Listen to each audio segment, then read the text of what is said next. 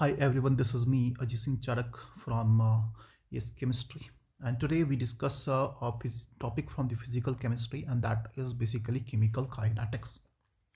तो आज हमारे पास जो टॉपिक है वो है हमारे पास केमिकल काइनेटिक्स। और जहाँ तक बात है केमिकल काइनेटिक्स की टॉपिक की, इसमें हम क्या पढ़ेंगे वो हमें बहुत इंपॉर्टेंट चीज़ है। Today we start with the basic one. हम आज बेसिक वन से स्टार्ट करेंगे। केमिकल काइनेटिक्स है क्या? तो केमिकल काइनेटिक्स में हम तीन चीज़ें पढ़ते हैं। We study three things. पहली चीज़ पढ़ते हैं हम केमिकल काइनेटिक्स में, हम पढ़ते हैं rate of reaction. The very first thing that we study in chemical kinetics is a rate of reaction.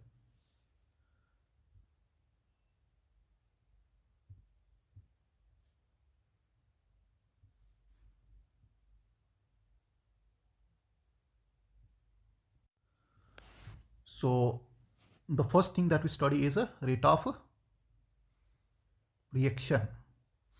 The second thing that we study in chemical kinetics is the factors and influencing rate of reactions.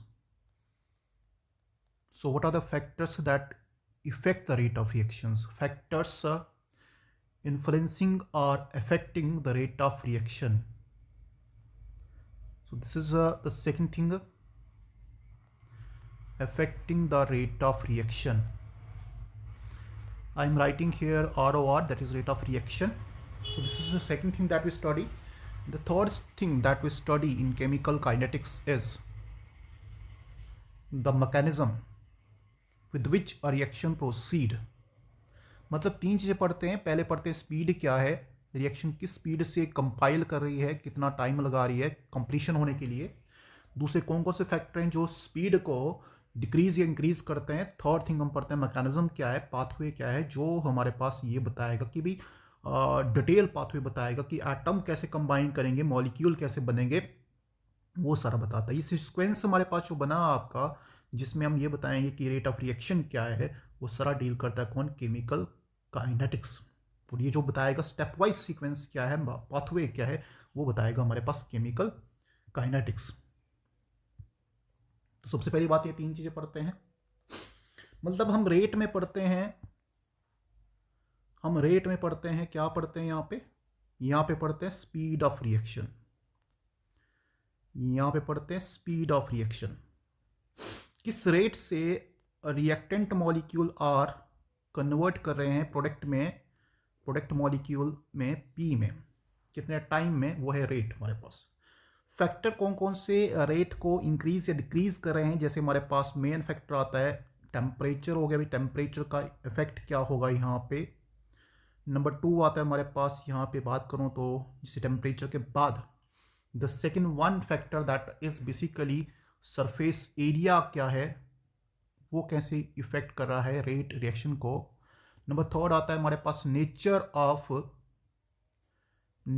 Of reactant क्या है, क्या वो nature of reactant में बात करें तो जैसे state क्या है, नेचर ऑफ रिएक्टेंट क्या है, R for reactant here. Number 4 चीज़ जो आती है यहाँ पे वो आती है कि नेचर ऑफ रिएक्शन क्या है, या फिर हम कह सकते हैं कि प्रेजेंस ऑफ लाइट क्या है, वो इम्पैक्ट करेगा कहाँ पे, जहाँ पे फोटोकेमिकल रिएक्शन होगी। नंबर 5 बात करें यहाँ पे तो हम लाइट के बाद डिस्कस करते हैं यहाँ पे रोल ऑफ कैटलिस्ट क्या है। कैटलिस्ट बेसिकली क्या तो रेट को अल्टर करता है, कैसे करता है वो भी यहाँ पे डिस्कस करते हैं। रोल ऑफ कैटलिस्ट क्या है ये भी बात करते हैं। तो ये सारे जो फैक्टर हमारे पास हैं इनको डिस्कस करते हैं। मैकेनिज्म मतलब पाथवे क्या है, द सीक्वेंस ऑफ स्टेप्स क्या है। मैकेनिज्म डिस्कस करेंगे, एक सीक्वेंस ऑफ स्टेप्स क्या है, तो it is basically giving a sequence of steps क्या है, क्या क्या हमारे पास स्टेप्स हैं जिससे रेट ऑफ रिएक्शन डिफाइन होगा। मतलब पाथवे क्या है, सिंपल टू से द पाथवे क्या है, सिंपल टू से पाथवे क्या है।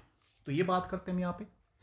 अब सबसे पहले जब हमने पाथवे की बात की, मतलब ये बताने की बात करें कि कौन से वेज हैं जहाँ पे रिएक्शन कंट्रोल होती है, या फिर कौन से ऐसे वेज हैं जहाँ से रिएक्शन प्रोसीड होती है।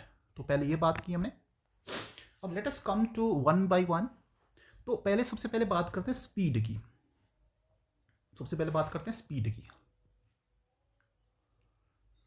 अगर मैं स्पीड की बात करूं तो देखो, स्पीड की बात से जो रिएक्शन की स्पीड है, स्पीड कैसी है, तो वही तीन चीज़ हो सकती हैं।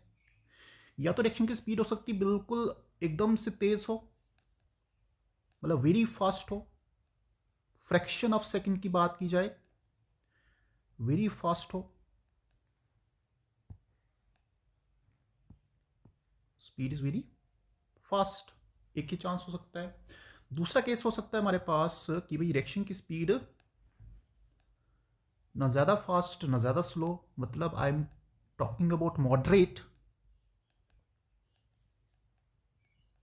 And third thing that we discuss is कि रिएक्शन की स्पीड हमारे पास बहुत स्लो हो, वेरी स्लो हो, it will take around years और months to complete, very slow,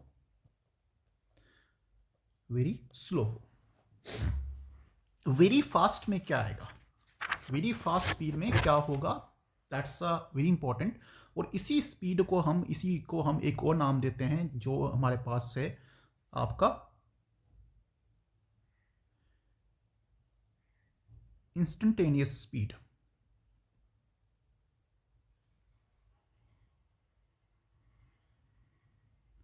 इसको बोलते हैं इंस्टेंटेनियस रिएक्शन बोलते हैं। ये रिएक्शन हमारे पास कुछ सेकंड्स में होती है।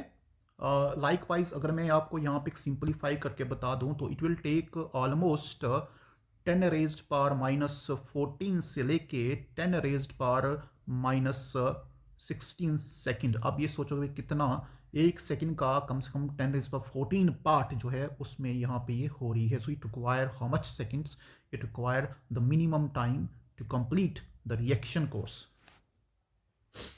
So, is it possible to determine the rate?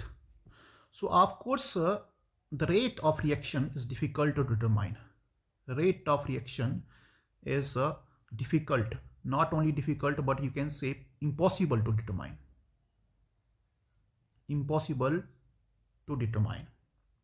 But there are some special method with which we can determine the rate. Impossible to determine, ठीक है, other than special method. So this is the one case. अब इसमें examples क्या आएंगी, तो जितनी भी reactions हमारे पास हैं जो आयनिक रिएक्शंस हैं वो सारी क्या होती हैं, वो सारी फास्ट रिएक्शन होती हैं, जितनी भी सारी आयनिक रिएक्शंस हैं। आयनिक रिएक्शन की बात मेरा कहना मतलब ये है कि जैसे मान लो आपकी जितनी भी सारी प्रिसिपिटेशन रिएक्शंस हैं वो सारी की सारी हमारे पास की होती हैं, वो सारी की सारी फास्ट होती हैं। फॉर एग्जांपल मैंने रिएक्शन बताई यहाँ पे सिल्वर नाइट्रेट की which is AgNO3 and it react with when sodium chloride, another ionic compound. So what will it form?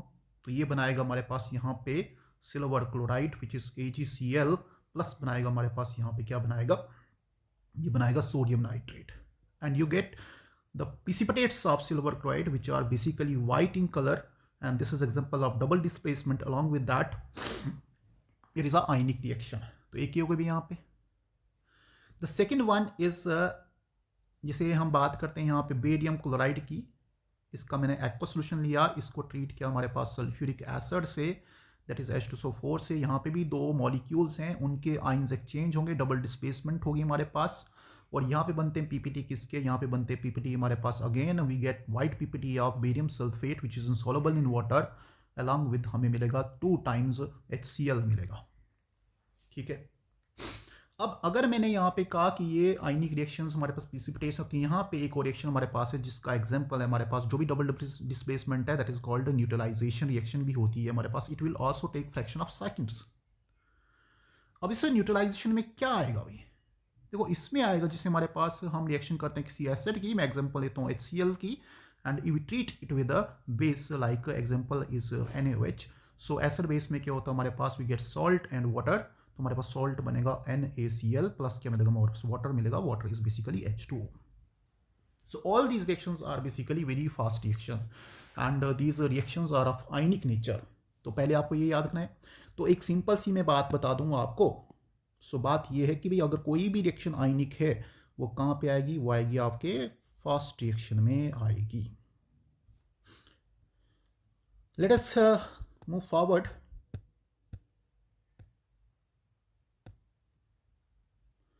तो चलो फॉरवर्ड जाते हैं, नेक्स्ट टाइप में जाते हैं, मॉडरेट में जाते हैं।